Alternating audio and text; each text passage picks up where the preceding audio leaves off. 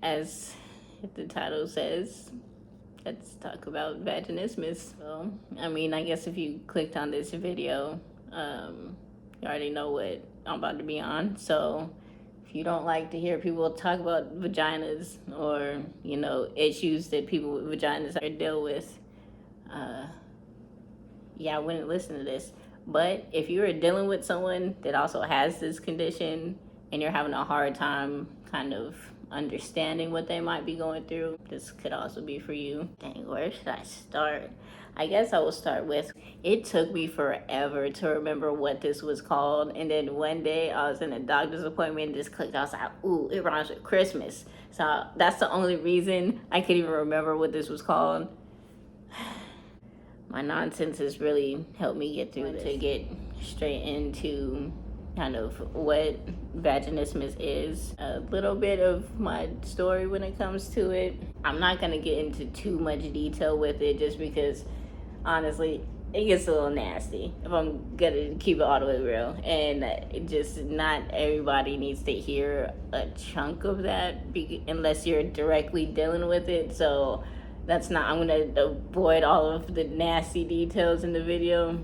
Well, in this video anyway. And if you are interested, I did create a course, but I will speak about that at the end of the video. Vaginismus is a condition that causes involuntary muscle spasms, and that's pelvic floor dysfunction. And anytime you try to insert, I don't know, whether it's like a Q-tip or a finger, whatever you try to put up in there, it's not happening. And it's basically, we feel like it's something, whatever is trying to go inside feels like it's like going up and hitting a brick wall. And it is extremely painful. A bit of background. Kind of when I didn't know that something was wrong. I just assumed it was user error. It was back when I was 14. I tried to use a tampon. So anatomy, a tampon. And that's funny, there's a digital picture frame in my house, and as soon as I said that, the person that gave me the tampon just like popped up on there. They gave me the tampon and they left, them and my mama, and I was sitting on the toilet. Y'all remember that video? Okay, sorry. All I know is that I tried to insert the tampon and I did get it in there, but it was very painful. And all I remember is I started to see black and everything just started to slowly just fade away, and then I was bam right on the floor. Then when I came to, I was covered in sweat. Well, I should probably take this out. So I took it out, but man, that was like, I was kind of freaked out, and I just sat there and I waited for my mom to come back. And she was like, oh, but we just assumed probably user error and I should just stick to pads. So that's what I did. I want to add in the part where my mom, she was just like, well, that happened with the tampon. What do you think it's going to be when it's something else? My response to her, nah, it'll be different. And I was wrong. But I didn't find that out until 14 years later.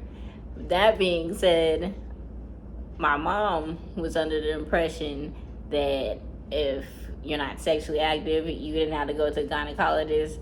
So I just went that 14 years and just not going to get checked and just using pads. This is a part of the story where I'm gonna not say too much. You can do your own Googles if you want. I'm not explaining nothing. So around the age of 28, I ended up with a rectovaginal fistula. After that, because I don't like going to the doctor, maybe this is normal, or maybe not to, upset anybody. I was like, maybe this will just take me out. Listen, at this point, I was already like, I'm not enjoying life. So if this could take me out, I'm gonna just let it. I'm not even going to the doctor. That's the kind of stuff that I was on. So that's why for another maybe a year and some change, it didn't go to a doctor. I didn't ask nobody nothing. I was just suffering. So That's all I'll say. I don't even want to say what the symptoms are. You can look it up yourself. We're fast forward a year. Go to the ER for a whole other reason. And the person that took me, they were in the room and they're like, no, tell them everything that's wrong with you. And I was just like, oh man, but what if they have to look at me? And so I did. It's always good to have someone that'll like make you do that kind of stuff, because I'm stubborn and I was still like, hey, I'm not telling nobody. I'm just gonna keep suffering, because that's it's not what I do anymore. But that's what I'm saying.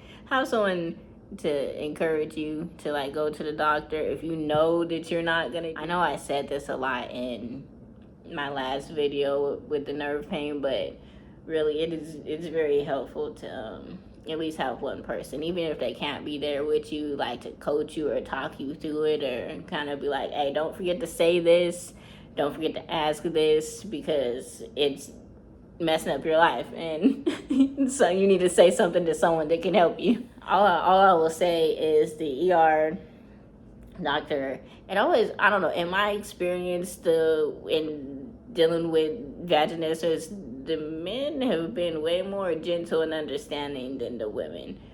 I don't know what that's about, but yeah, the women doctors that I've come across have been like very just dismissive, and yeah, just not helpful, or just clueless. And I'm just like, you have a vagina, like you didn't learn this at school, but I guess they just don't teach it because there's not enough people talking about it. So like, oh dang, like nobody with the condition is talking about it, and no one that is studying and working on vaginas and is learning about it. Like that doesn't make any sense, because this shit is crazy. No one should be dealing with this. Like, and if you are dealing with it, there should be some kind of resolution or something that's readily available for you to be able to have the steps to start working on it, or at least know what's going on with your body. I've just read so many stories of people just not even knowing what's going on, or them being dismissed, or just being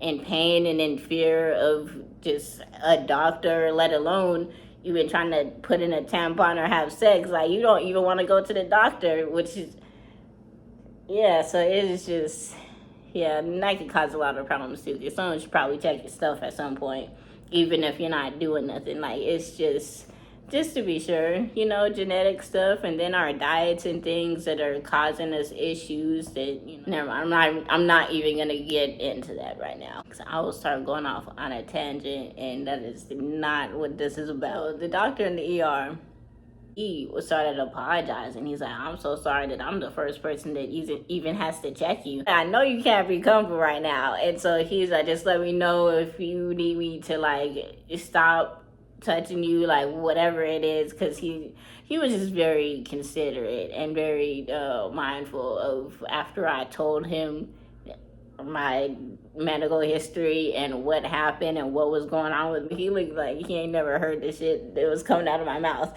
So shout out to him. He was very, very kind. I hope he's doing well in life.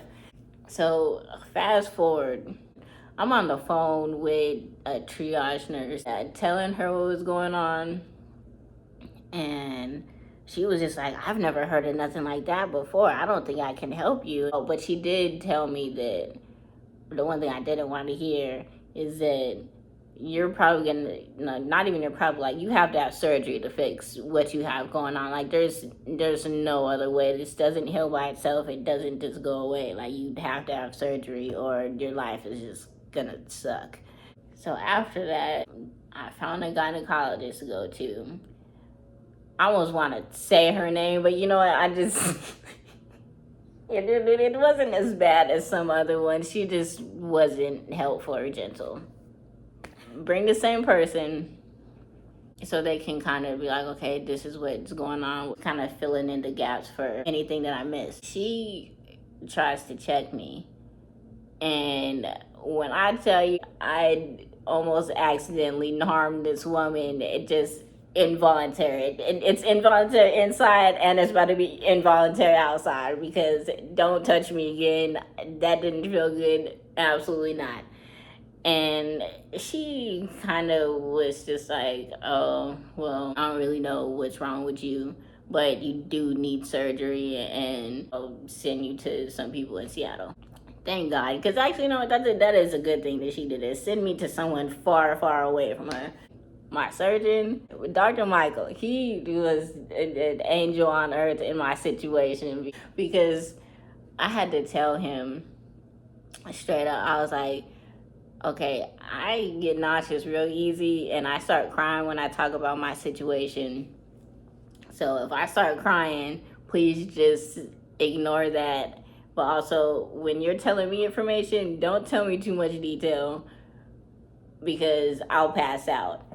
And that was almost like my elevator pitch kind of thing to doctors when I met them after that point. So we gotta, just work with me, and I'm gonna work with you, okay? And I'm saying that because I used to have them go in and just print out papers, or hey, you can tell my mom that she's outside. She's gonna be here at every appointment, and she can tell me things in her own words, and maybe it won't be so bad. So, yeah, because when I tell you, this is just a very, stressful and emotional thing to go through.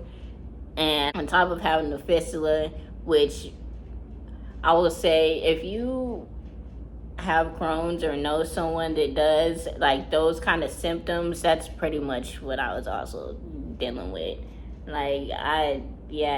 Eating anything, I was spending a lot of time in the bathroom, we have to schedule an appointment for him to even check me, because I got to get put to sleep. Otherwise, no one was going to be able to touch me, look at me, or anything if I was awake. We schedule for me to have surgery. The thing with that is, because I can't check you while you're awake prior to surgery, if we go in and it's worse than we thought, then I might just have to they gave me Botox, which is what a lot of people get, and it works for them, but it did nothing for me. I went through the whole process, went in for surgery, I got the Botox, but then I get woken up and he's like, yep, it's worse than we thought. You have 2 extra holes in there instead of just 1. So we needed a second surgeon. So he was like, I'm gonna work on you first, and then they're gonna work on you after. That was January, because of the surgery that I had to have. And he sent me to a pelvic floor therapist. You don't take nothing else from this, please go see a pelvic floor therapist. Even if it has to be virtual, even if it's just one time.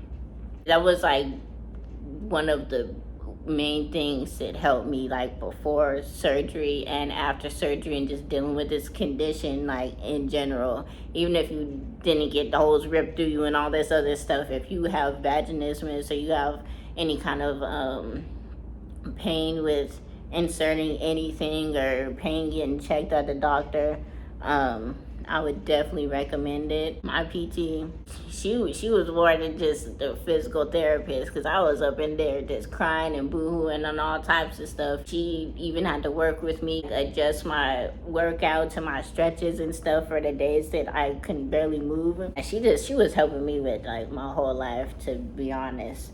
She taught me a lot of breathing exercises, which we had to really focus on, because she hooked me up to some machine. I wish I knew what it was called. They put those patches on you in the hospital. She had a machine that had a couple of them that attached to me, but she put them one in my butt crack, and then some other places. And then she was like, okay, so I just want you to sit normally, and just breathe like you normally would. And come to find out that I don't, my insides, they don't relax. It's just tense. I'm just a tense person. And she used to tell me that all the time, because she would be like, okay, we're gonna do these stretches, and she was like, okay, so right here, and then she would touch my back right here, and she was like, oh, that's why it's so painful. They're like, your whole back is just knotted up. And I'm just like, oh, well, I mean, that's just, I'm used to just feeling that. I felt that way. I felt this way my whole life. So she was just helpful with like every aspect, because I was like, you know, I never felt like a relaxed person. I know I come off as relaxed and like I just be chilling and stuff sometimes, but that is never how I felt like internally. And so other reason why I think me personally, I've dealt with the stress and vaginismus. A lot of it is just tension in the body, physical, mental, and emotional tension and things I just been storing in the body. So yeah, but that's just me personally.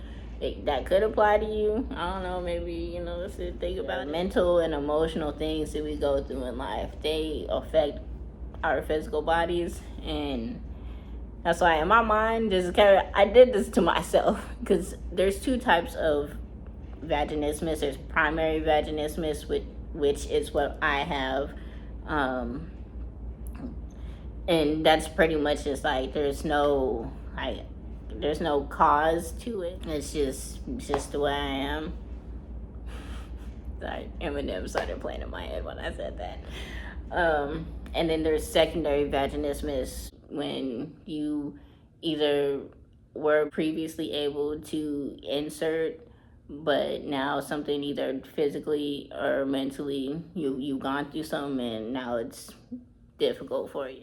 So also my physical therapist, she gave me a pelvic wand along with all of my exercises. Pretty much everything that she taught me, I can just do on my own now.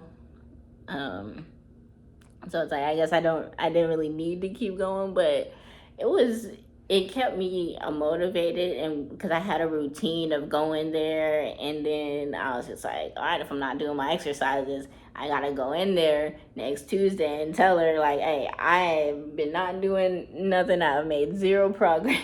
I know, I get that it's her job. Some people that actually like care about their job, and you can tell that they care. And outside of my mom, I don't even think I told anybody. So she was also one of the only other people that I spoke to about my situation. People trying to help me improve and stuff, and I should probably do that shit. At that point, I was like, I'm already going through with the surgery. There's no turning back now. Fast forward, I ended up having shingles. I couldn't go back out to Seattle until I had fully healed, because I can't be around pregnant people when I have shingles. So, and my surgeon, the new one that just got put on,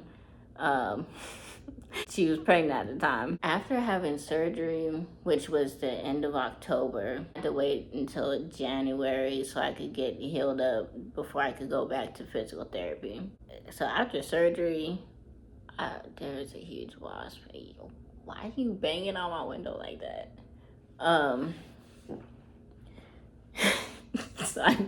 They are loud. So one thing that Dr. Michael said was, it is a marathon, not a sprint. I'm assuming he listened to Nipsey too, because that was his thing that he liked to say. It was just a crazy time. I had to stay focused and grateful. My health isn't as compromised anymore. My quality of life is on the up and up instead of where it was. Okay, I'm healing from the surgery. Cool, so I'm in a little bit more extra pain than your average person with vaginismus. But I was like, okay, well, maybe I can, start focusing on healing that as well. But unfortunately for me, I was not in the right mind state. And even when I would go to physical therapy, she would be showing me how to use the wand. But outside of there, I couldn't get myself to like even take it out of the bag sometimes. I'm not gonna get into too many details of like what physical therapy, like all of what they did. Basically, I was like, yo, when it comes to inserting anything, let's not. If I can go to a doctor's appointment and not fly off the table when they touch me. That's gonna be my only goal right now. Me being able to have intercourse, because people would look at so I don't even mean to be silly, but saying intercourse just made me think of Family Guy. Like, just so you know, that's why I'm laughing right now, because none of this is funny. Relations. Intercourse with you, right? Yeah, no, great. That sounds good. All right, Sounds good, yeah, groovy. Now, is there a shorter word for intercourse?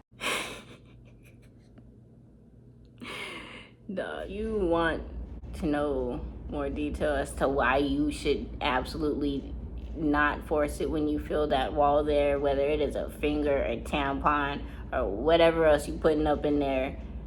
Don't push past that wall. It is going to do nothing but harm. I was like, there must be internal work that I need to do. Fast forward, and this is after I felt like, okay, I've done a lot of like internal work, and I've been able to, even though I can't read anything still, because I wouldn't full on cry, but I'll be like, ooh, I'm tearing up and I feel sick, putting my phone down, still not ready to read nothing. I know a lot of people use dilators and they start small and they go up in size. I personally didn't use those. I don't know how many times I put some in my Amazon cart, but am I really gonna use those? I barely touched the wand that I have. So I just never could get myself to buy them, which I'm glad I didn't. I would have probably never took it out. I probably wouldn't have taken them out of the Amazon packaging, to be honest. What tempted me and made me want to get dilators was going on Reddit, and if you just follow the Vaginismus one thread, whatever, I don't know the terminology on there. That was very helpful in reading stories of people that have cured theirs, whether they did it on their own, whether they went through using dilators, whatever it is. Honestly, just being able to read people's stories, that's what got me to not feel so sick to my stomach, especially success stories. I was like, yo, how is it that so many of us are going through this? That's also why I'm like, if I put this on the internet, people in other countries could see it and they could probably be like, okay, I can't get to the doctor, but I think I know what's wrong with me now, and I can at least, rather do the internal work if there's no external resources yet. At least you can start somewhere and have some kind of information or idea of what's going on or what might be going on. Or even open it up to you know what? If I can't talk to a doctor, maybe someone else in my actual life that I could talk to about it. Find somebody. Because keep it real, I didn't talk to anybody about it because I didn't see the point. And then when I did start to ask people in real life certain things, they're like, oh, never heard of nothing like that before. That is crazy. Hey, your vagina don't work? That shit is just there? I had to stop for a second because it's so easy for me to go off on a tangent. I feel like I've barely touched on the topic.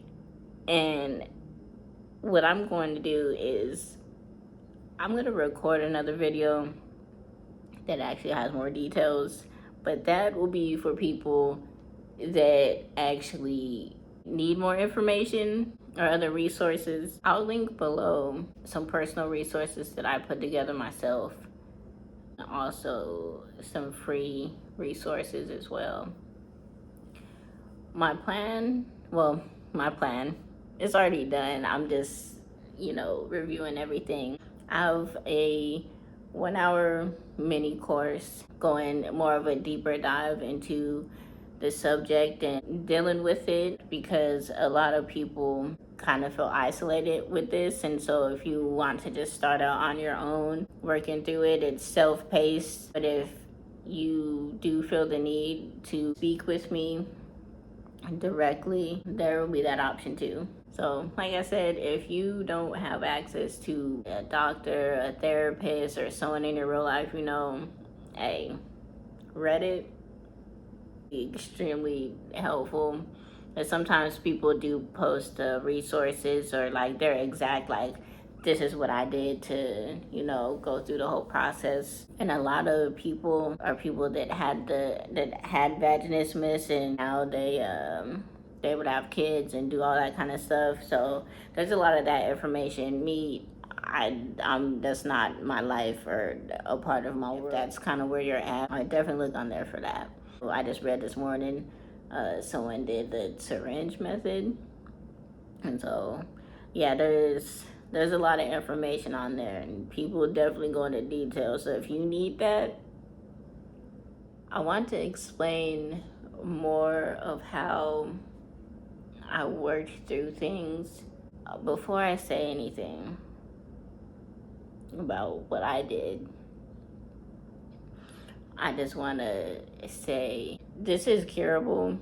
It's not, and it doesn't have to be a lifelong thing, but you do have to want to. Because I know for a while I was just like, I don't care. I'm not gonna have sex or go to the doctor. Like, I don't care about any of this. Well, I'm sure I'm not gonna go to the doctor at some point and get checked. Maybe I'll work on it enough so that I can at least go to the doctor. It would just be in waves, to be honest, because it's exhausting to think about.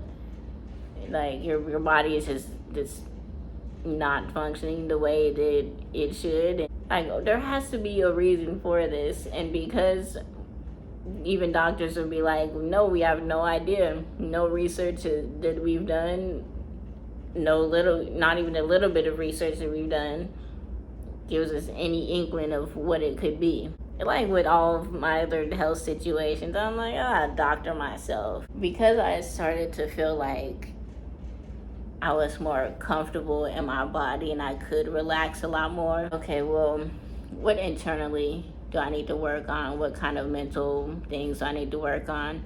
Because I know at first, some of the doctors were giving me an impression that they're like, nah, you probably had something happen to you, but you just are suppressing it. And I'm just like, I promise you, nothing has happened to me that I forgot. And that is also a thing, because they're like, yeah, you can go to physical therapy, but you're gonna probably need other therapy too. And I was like, I didn't like people's tone.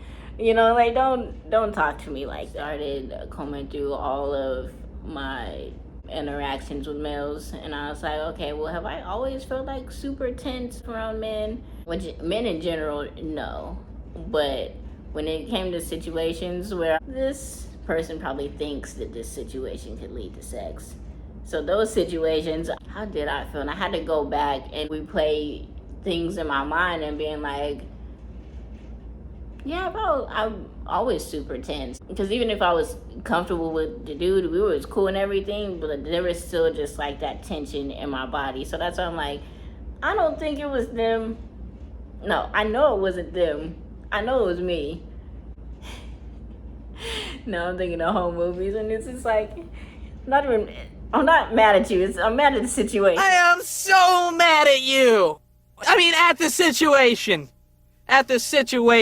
Brendan, let's go. You know what? It's pretty much what my body was like. It's not you. It's the situation. Like, I am tense. And anytime I think even someone's about to like touch my arm, try to hold my body is just tense just thinking about it. I know part of that has to do with,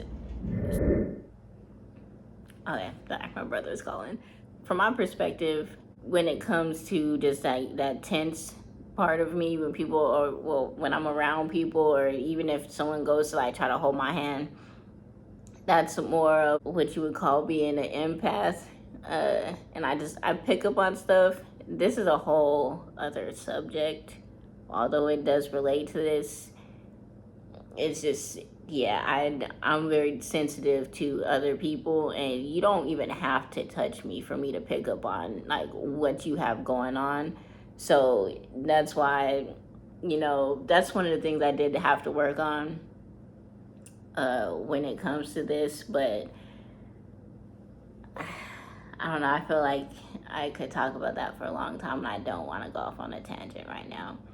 But that's one of the things I personally had to work on directly dealing with this, is just being comfortable and feeling like I feel protected, and I feel like the boundaries that I need to have up. So basically, after doing those kind of reflections along with a lot of other stuff, I was like, you know what? I kind of want to test out how I feel being around people. So long story short, I'm speaking to this person and the subject comes up, and I just naturally started just telling them all my business. And as I was even talking to this person, I was like, oh shoot, like I didn't cry. I don't feel like crying. I feel nauseous. I'm laughing. I I was a little bit animated telling my story, and yeah. So humor really helps in this situation. If you can find a way to joke, I promise you it'll help. Especially, and not in the sense that like you're joking on yourself or putting yourself down. That's why the way that you speak is, you know, a huge part of the healing process. So if you have a darker sense of humor, or you just can joke about certain things like that, that could be a good gateway to working through some of the negative emotions. But if that's not your thing, that's fine. After that experience of just talking to this person and being able to just speak regular and tell them about what I was going through, it just, I don't know, I could feel like that shift happen as I was having a conversation. And then this person helped me out a lot. And one of the things they said is that they don't hold grudges. And because I was going to listen to them and take in what they were saying, grudges, do I hold grudges? And I was like, all right, I'm going to keep listening to what you're saying, but I'm going to put that in my back pocket, because it wasn't an immediate no. And that right there, that's just how my brain works when I hear things, especially if it's like a negative trait or a habit or something. I'm like, do I do that? And then I'm like, all right, let me go do some personal inventory. And so that's kind of just a natural thing that I've learned to do, because we're all reflections of each other. So, oh yeah, you could say when he said that, it triggered me to do some inner work, and that's all a trigger is, really. So when you're triggered, that means that that's something for you to work on, not for you to just act a fool and tell people to not say and do certain things around you. No, you need to go somewhere and work on that shit. Maybe. I don't know. But in my world, that's how it works. I say that because, let's say that conversation happened like early summer. November comes around, and I was just like, wait, I said I was gonna ask myself if I hold grudges. So let me take this out of my back pocket. Let's work on that. Come to find out, I did hold grudges. I did hold grudges. I don't hold them anymore. I was like, you need to say that with more confidence. So, long story short, last year in November was wild, because I asked myself that question, and then I was like, okay, I do hold grudges. I don't want to do that. I'll get into more details about that specific, I would call it an event. But long story short, the day after I asked myself that question, I woke up feeling so much lighter. And less than a month later, let's just say, I was just like, oh, am I cured now? Is all that anger and sadness that I was just holding in my body causing that block? Because that's crazy. It's not crazy. It is crazy that that's what I had to do to like release and open up to receive. I guess there's no other way for me to say that. I had to let go of stuff, but that's just what happens in life. Like, you have to let go to be able to hold more and release things that are no longer serving you, and holding grudges and being angry and storing all that stuff in my body was no longer serving me. That being said, I'm glad that I had to go in this order, because I had to take on the mindset that my body was protecting me. And hand in hand, I said that now because I was holding on to things to protect myself, and no one should have been going up in there before then, because transferring the energy and all the things that I was holding inside my body, I can't imagine what I would have been doing to people if I was holding all that energy inside of me and sharing it with other people. Like, I probably would have damaged people's lives.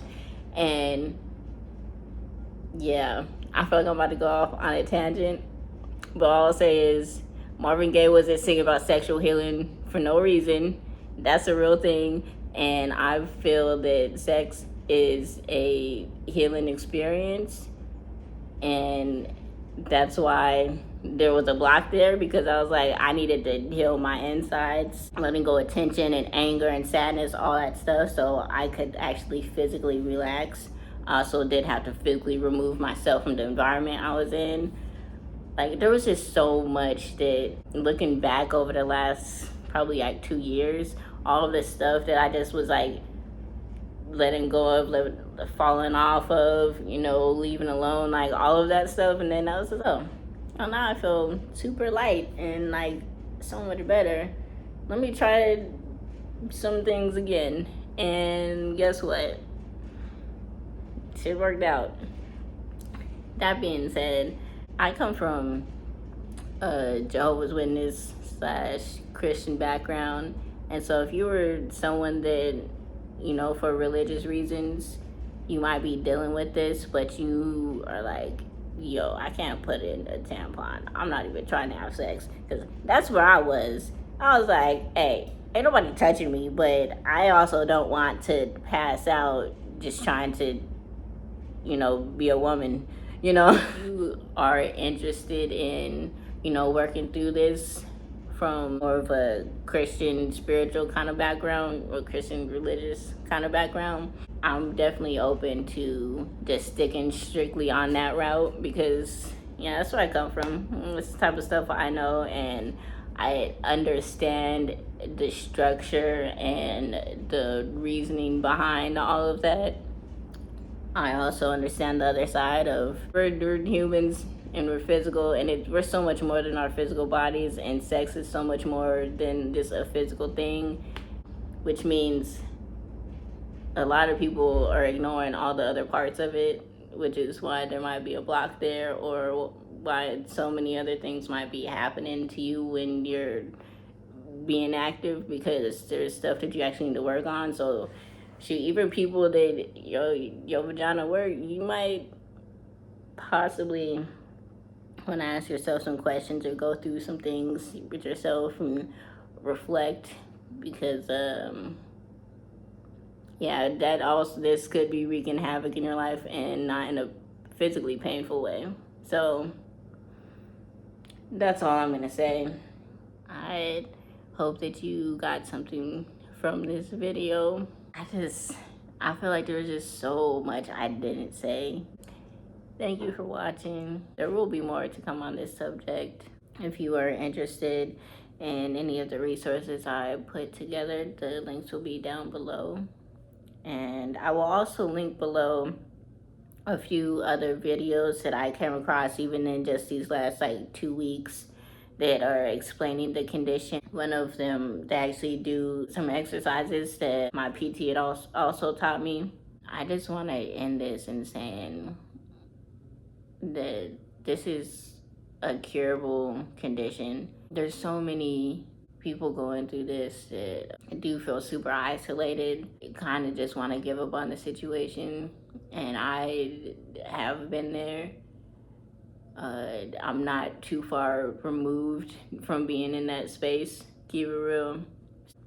I do hope this helped somebody, whether you are watching it because someone you love is going through it, or if you're a parent and your daughter can't use tampons, I think that it definitely would be a good idea to get checked first and not just keep trying, especially if they're in excruciating pain. And if they are saying that they're in pain, please Please believe them. Please believe me! Extra information that I come across, I will link it below. But thank you. I'm assuming if you clicked on this video that you or someone you love. I feel like I was about to start saying you someone you love is diagnosed with mesothelioma. All right. I'm gonna get serious now. It'll fly. Yeah. And now you're dead. You're dead.